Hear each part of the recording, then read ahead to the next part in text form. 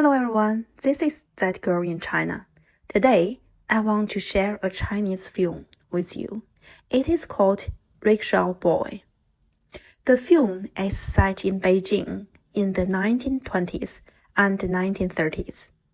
It was a time of warlords, poverty, and social chaos.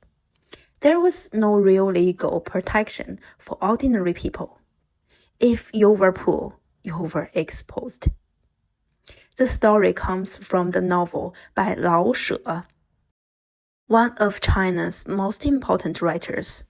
Lao She did not write about heroes or great victories.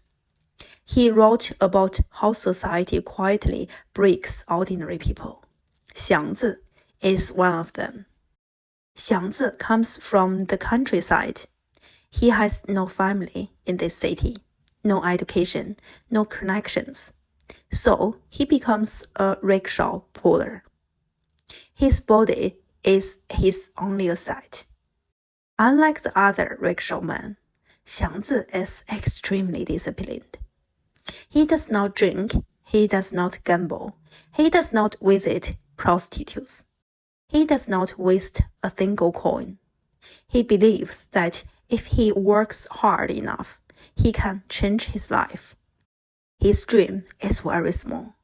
He wants to save $100 and buy his own rickshaw.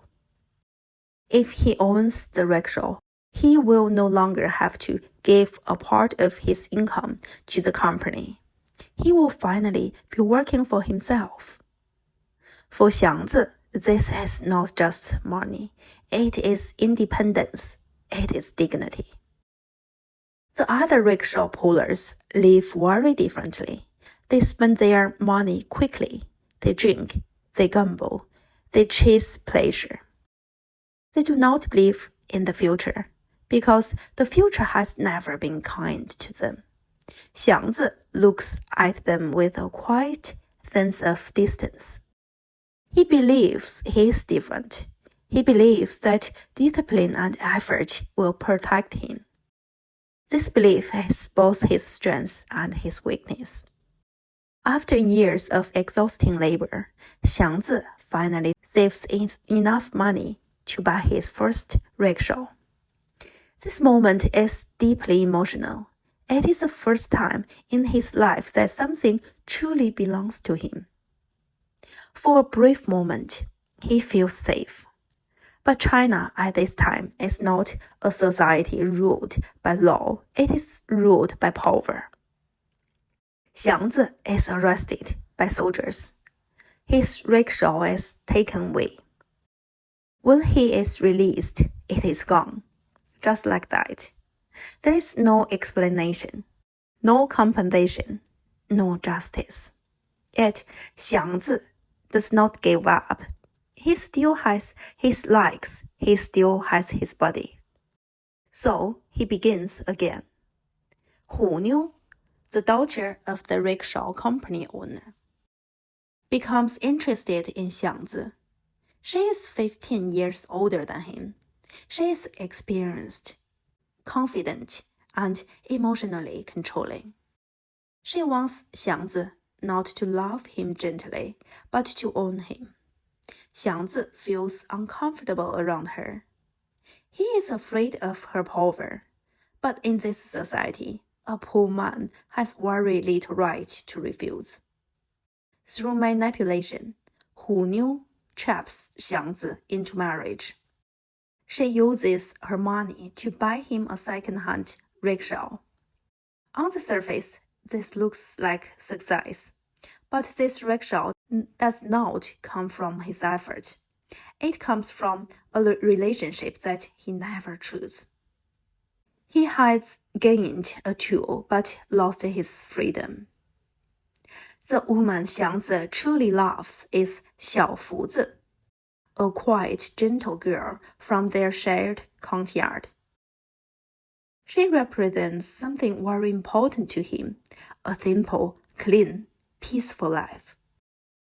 But Xiaofuzi's father is an alcoholic. He does not work, he forces his daughter into prostitution. to support the family. 小福子 does not belong to herself. She belongs to poverty. Xiangzi knows this. He promises her that one day he will earn enough money to take her away. For him, 小福子 is not just love. She is the future he still believes in. Hu Niu becomes pregnant, but poverty and poor medical care take their toll. She dies during childbirth. The baby dies as well. For Xiangzi, this is not another collapse. Not because of love, but because once again, something that felt like stability disappears. After Hu Niu dies, Xiangzi puts all his remaining hope into Xiao Fuzi. But her life does not change. Again and again, she tries to escape her father. Again and again, she is pulled back. In the end, she takes her own life. With her death, Xiangzi loses the last future he was holding on to. By the end of the film, Xiangzi is no longer the man we met at the beginning. He begins to drink. He becomes careless. He gives up discipline. He becomes like the other rickshaw pullers he once looked down on. His body still works, but his spirit is gone. When people watch this film, they often feel sad for Xiangzi. But perhaps we should ask a more uncomfortable question. Has his story really ended? The people who work day and night driving for ride-hailing apps. The delivery workers crushed by algorithms. The people who work their entire lives and still cannot see a way out. Are they truly free? Or have they simply been given a more modern rickshaw? Thank you for watching. I'm that girl in China. I'll see you next time.